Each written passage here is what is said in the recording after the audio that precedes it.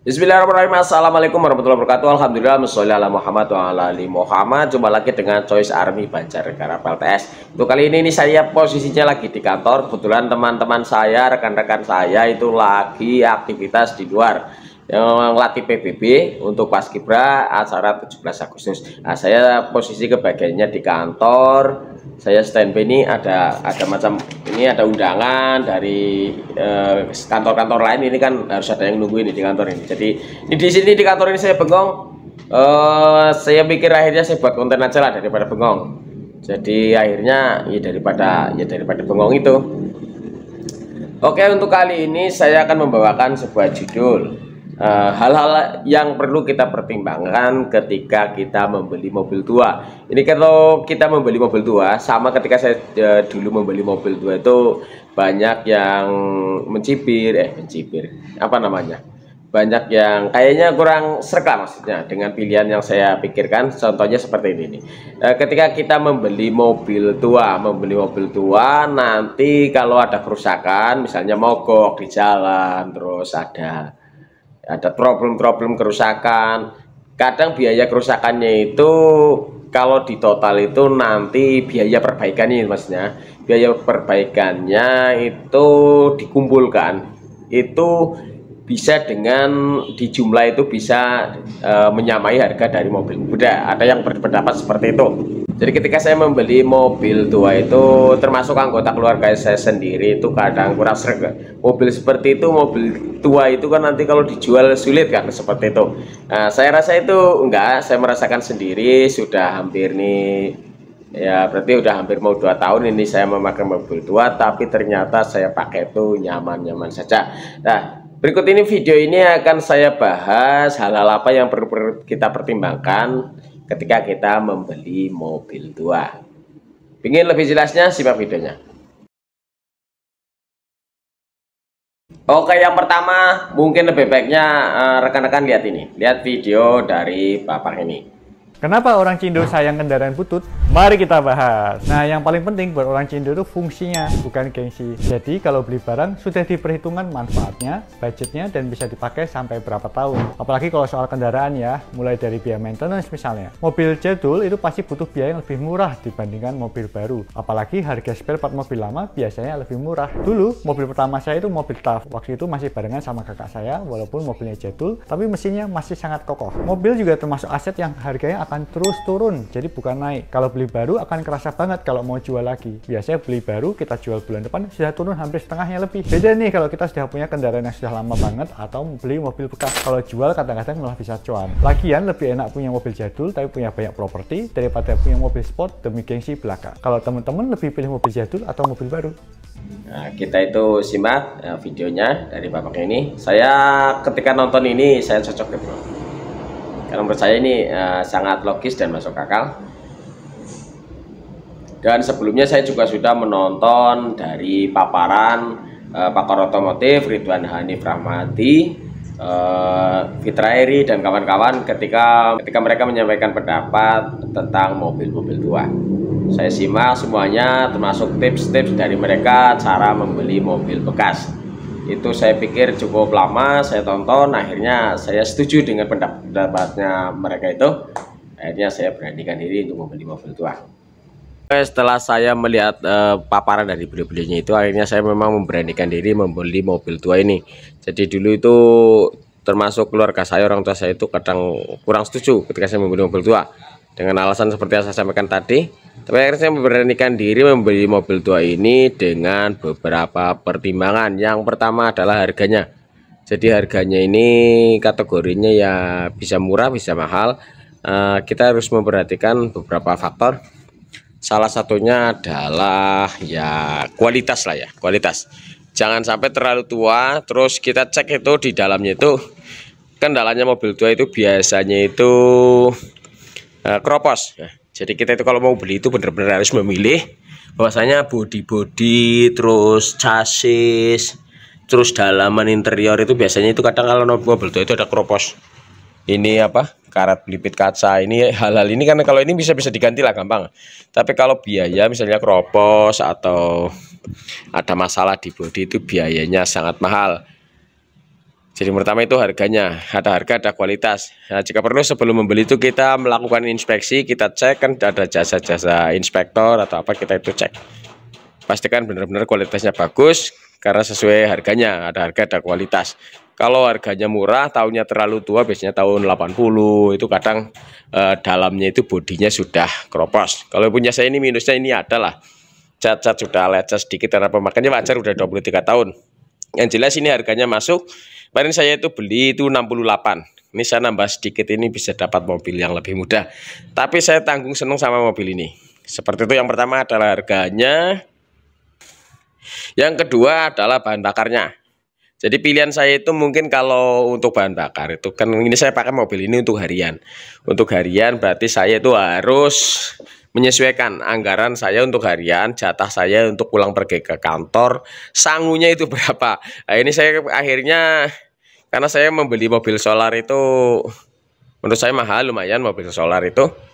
Ini saya akhirnya beli ini kan 1000 cc. Ini kalau saya pulang pergi ke kantor ini setiap 2 minggu sekali itu baru isi bensin. Itu kisaran 300.000, ini masih masuk. Hampir nggak beda jauh sekali dengan motor lah. Nggak beda jauh sekali dengan motor, ya lebih tinggi ini sedikit, tapi nggak beda jauh. Untuk bahan bakarnya konsumsinya ini kategorinya irit karena 1000 cc. Mungkin opsi lain adalah menggunakan yang berbahan bakar solar atau diesel. Nah, cuma saya kayaknya agak repot kalau diesel. Saya lebih akhirnya pilih ini yang lebih kecil. Juga ini mobilnya kecil karena pekerjaan saya itu kadang itu ke desa-desa, butuh akses yang mungkin kalau kendaraannya terlalu besar saya agak repot. Saya memilih mobil yang kecil ini. Oke, yang selanjutnya yang perlu saya pertimbangkan lagi adalah teknologinya. Ini teknologinya masih sangat jadul. Ini tahun sekitar 8384 atau 85 lah. Ini teknologinya sangat jadul. Ini masih pakai platina waktu itu kan. Ini bawaannya masih pakai platina. Ini sudah saya ganti. Delconya ini sudah saya ganti menjadi CDI karena untuk harian kalau saya pakai platina itu selama ya mungkin sekisaran 3 bulan sampai 5 bulan saya masih pakai platina, itu merepotkan sekali karena setiap berapa bulan itu saya harus nyetel platina. Sampai saya beli filler cake, itu di dalam ada filler cake. Akhirnya saya memutuskan untuk ganti CDI, jadi pengapaiannya lebih nyaman, pemakaian harian lebih nyaman ketika menggunakan CDI. Ini teknologinya masih menggunakan karburator, belum injeksi. Nah, ini saya pikirkan kalau teknologi platina itu yang menurut saya itu saya tinggalkan. Saya lebih memilih CDI untuk harian. Kalau karburator masih masuk lah. Memang ini belum injeksi, tapi karena cc-nya 1000 masih kategori irit, untuk teknologinya masih bisa kita pakai. Dan ini menurut saya malah lebih nyaman. Lebih nyaman ketika daripada saya memakai injeksi.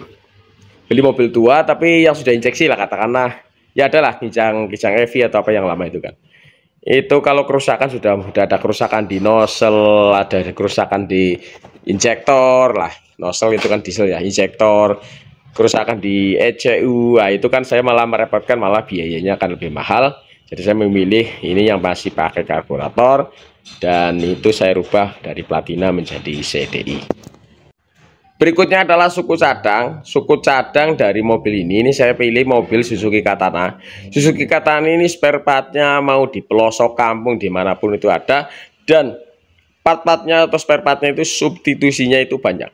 Maksudnya ketika saya pakai ini misalnya ya, ini saya kasih contoh. Ini punya kijang 7K, ini saya pakai di sini bisa sama. Jadi banyak part-part yang masih bisa kita gunakan, maksudnya dari spare part mobil lain. Itu bisa kita gunakan di sini. Spare partnya itu mau beli di mana saja itu banyak. Berbeda dengan mobil zaman sekarang. Katakanlah sama-sama Avanza tahun 2013 sama 2015 saja, atau beda 1 tahun aja, itu spare partnya kadang udah beda. Pabrik merancangnya seperti itu, beda dengan zaman dulu. Ini punya Denso, ini katakan namanya. Nah ini nih kipas Extravanas, ini kemarin saya baru saja ganti. Ini punya Toyota Starlet, ini masih masuk di sini, di Suzuki Katana masih masuk. Banyak spare part yang masih bisa dipakai di Suzuki Carry. Suzuki Carry bisa dipakai di sini. Terus Starlet juga bisa, kadang ada yang sama. Terus Carry, Karimun, wah masih banyak sekali spare part yang mendukung untuk mobil ini. Jadi saya rasa itu sangat nyaman, termasuk koil, termasuk yang lain-lainnya. Ini semuanya spare partnya sangat mudah. Untuk kategori mobil tua yang sudah berusia 23 tahun ini, punya saya tahun 2000, 23 tahun, tak teknologinya tahun 84, tapi spare partnya masih sangat mudah dicari. Bahkan mungkin kadang malah saya mencari spare part ini sama spare part yang mobil terbaru itu malah mungkin mudah ini daripada mobil yang terbaru. Oke, hal yang saya pertimbangkan yang terakhir adalah harga jualnya. Seperti disampaikan sama Om Cindo tadi itu, bahwasanya harga jualnya mobil tua itu kadang kalau kita beli itu malah untung. Waktu saya beli waktu itu katakanlah sekarang ini saya beli katakanlah 50. Nah, ketika saya jual lagi itu bisa 60, bisa malah lebih untung. Setidaknya itu enggak jauh, enggak anjlok sekali, enggak merosot sekali, karena namanya mobil itu kan aset yang harganya selalu turun. Berbeda saya kalau beli mobil muda itu biasanya itu masih ini, apalagi mobil baru itu kalau kita beli mobil baru itu kan pasti rugi, dijual second itu harga separuh aja itu kita akan kesulitan. Tapi kalau mobil second ini kemungkinan kita itu rugi itu ya ada, tapi itu nggak akan banyak, malah kemungkinan untungnya itu ada.